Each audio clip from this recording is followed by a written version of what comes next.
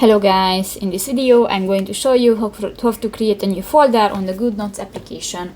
But first of all, I just want to mention, please don't forget to subscribe to our channel, because at 100,000 subscribers we are going to show you all YouTube revenue statistics and growth strategy how to make money online. So let's jump into it.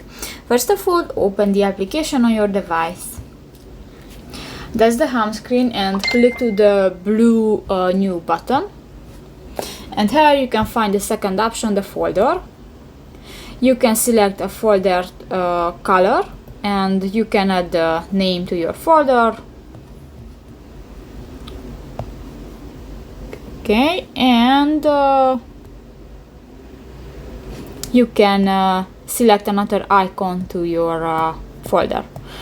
For example, I want Apple. And that's it. So that's pretty much it for this video, guys. See you in the next one. Bye bye.